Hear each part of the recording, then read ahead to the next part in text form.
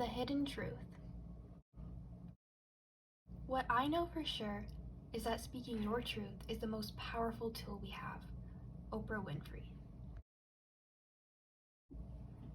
A child at a residential school is smiling as they play soccer with a teacher before heading inside. They go to class and raise their hand to answer a question, but they get it wrong. The teacher then respectfully tells them the right answer and congratulates them for trying. This may seem like the truth of what happened at residential schools, but it is not. Through propaganda and lies during the time residential schools were open, the government portrayed a false reality of the schools to the public, leaving only the first-hand stories from survivors to tell the truth. Videos and news broadcasts were put out by the government depicting residential schools as happy, safe places where the staff would properly and respectfully teach Aboriginal children how to become a successful part of society. This was not true. Contrary to the lies and propaganda, many survivors recollected times where they were abused and witnessed abuse and were not given a proper and safe education.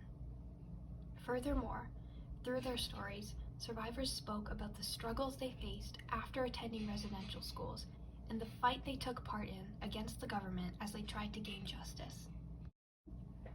Residential school propaganda videos showed staff and students getting along, when in reality, survivor stories make evident that this was far from the truth of what actually was happening.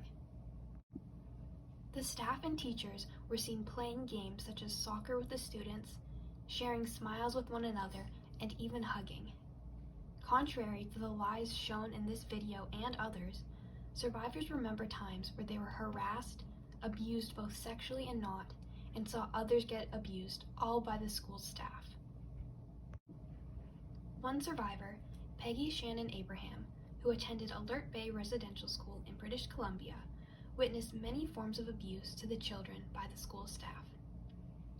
When she first arrived at the school, her brother told her he'd stay with her and take care of her inside the school, but this did not happen. Members of the staff dragged him by the ears away from her, and she barely saw him ever again during the 8 years she attended the school, as there was a gender separation. Peggy also recalled another time where she witnessed abuse at her school. Well, one thing I know that happened is they beat the girl so bad that she was on the floor and she's still beating her with the sticks and she's still breaking sticks over her head. We were sure she was dead, but she wasn't. So a lot of the things that we had to witness was just as bad as us going through it too. None of the abuse Peggy witnessed was shown or talked about in the propaganda videos, and she did not experience any of the happy moments portrayed to be real by the propaganda. Her story, along with others, are the only way to truly reveal the horrific abuse that was happening to the children attending the schools. Another residential school survivor, Tim Antoine, experienced forms of sexual abuse when he attended LeJac Residential School. I just didn't like the way they give you a shower and they put this white powder on you and everything, and they rub it all over you, and I know you don't know nothing when they're a kid and they're fondling you, and you don't know they're sexually abusing you. And we just laughed at one another when they play around with you, right? And here they just say they're rubbing it on you, that we're lice and that. You don't know anything about that, so we just laughed at one another and thought it was funny when they were fooling around with you, and they were really meant something about it. I know, I just didn't. And today I just now I know they're fooling around with me, and it hurt me. That didn't know they were doing that to me, The staff did not only sexually abuse Antoine and many of the other children at the school, they also abused their power over them. As Antoine said, he did not realize what they were doing to them was was morally wrong, as he was only a child at the time.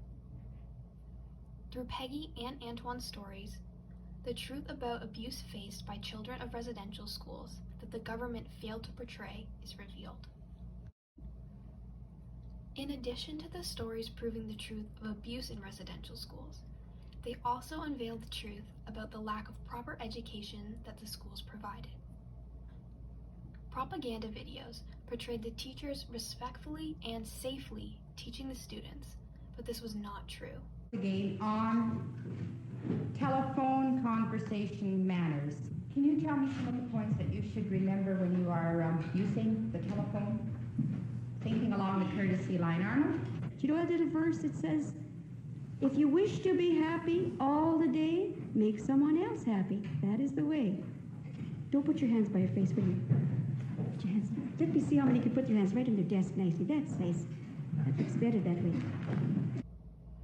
Survivor stories explain that the staff would use many improper teaching and discipline methods, such as letting and encouraging the children to fight, and would use abuse as a punishment.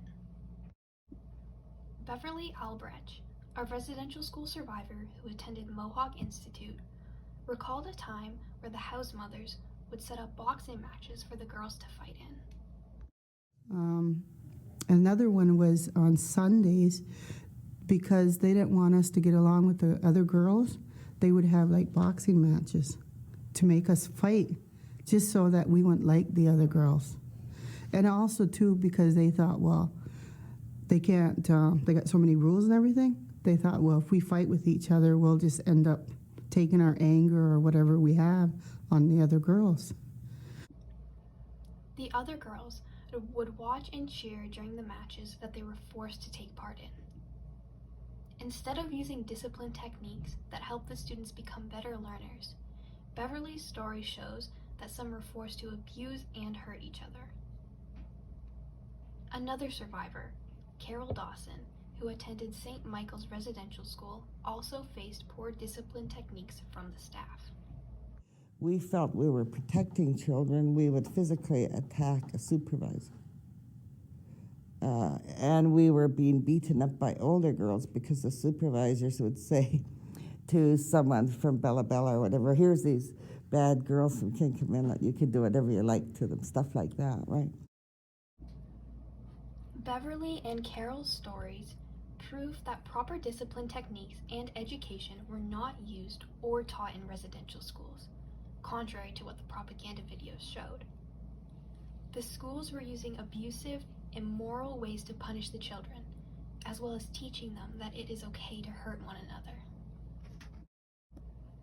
as well as revealing the lack of proper education that went on in residential schools. Survivor stories also prove that attending residential schools caused the children to encounter many struggles afterwards. The propaganda videos portrayed how the schools were going to teach the children how to become successful parts of society. Yet, in most cases, survivors ended up dealing with struggles, such as having a hard time being a parent, substance abuse, trauma, and interactions with the police. Residential school survivor Peggy Shannon, who was separated from her brother and witnessed many forms of abuse at the school, struggled with being a caring, supportive parent. This was due to seeing and experiencing abuse and not being able to see a healthy parent-child relationship because she was taken away from her home and forced to attend a residential school. She needed another lady to come and help her with her kids because she did not know how to properly take care of them and be there for them. She said that as much as she tried, she was still not able to do right because of how she was abused, hurt, and never taught how to become a parent. Her story proves how, contrary to the propaganda, residential schools were not able to set children up to be a successful part of society. Furthermore, residential school survivor Tim Antoine, who was sexually abused by residential school staff, also talked about the struggles he faced after attending the school. He mentioned how he was on the streets right after leaving the residential school because they had not taught him any skills pertaining to how to function in society. He got into alcohol abuse and other substances like sniffing glue, was sent to jail multiple times, and dealt with suicide attempts. He also mentioned how he is no longer able to go to church due to the abuse he faced there from a priest at a residential school. Neither Peggy or Antoine were able to become successful parts of society due to residential schools. Along with the struggles survivors faced after attending the schools, first-hand stories also reveal the truth about residential schools when the government was trying to hide it. The government would hide documents of abuse that happened in schools to make them seem less horrific than they truly were. Many children who attended St. Anne's residential school faced abuse that the government decided to withhold any trace of. They hid police investigation reports on physical and sexual abuse and the use of an electric chair to punish the children. Edmund Metatawapin, a St. Anne survivor, shared his story to the public about the electric chair. Edmund said, "There was a metal handle on both sides you have to hold on to. And there were brothers and sisters sitting around in the boys' room. And of course, the boys were all lined up. And somebody turned on the power, and you can't let go once the power goes on. You can't let go. And my feet were flying in front of me, and I heard laughter. The nuns and the brothers were all laughing. Thought it was funny that my feet were flying around, I guess." Throughout a multiple-year fight, the government refused to acknowledge that they possessed documents proving the abuse at the school, even though they had them since the investigation started in the early 2000s. After a long court battle, the documents were finally released. Edmund's story, along with 700 others, were the reason the documents got released. Without their stories, the amount of abuse these children faced would not have been brought to the attention of others, and the government would have gotten away with the public believing the lies they told, believing that children who attended residential schools were being treated safely, respectfully, and were not at risk for their own lives, when in reality, they were.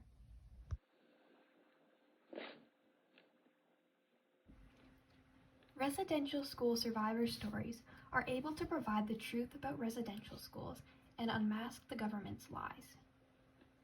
Their stories are the most powerful way to show reality. When what was once hidden is revealed, the survivors are able to begin their journey of healing and educate others. There are so many survivor stories which can be found with a quick Google search that are waiting to be heard, learned from, and passed on to others.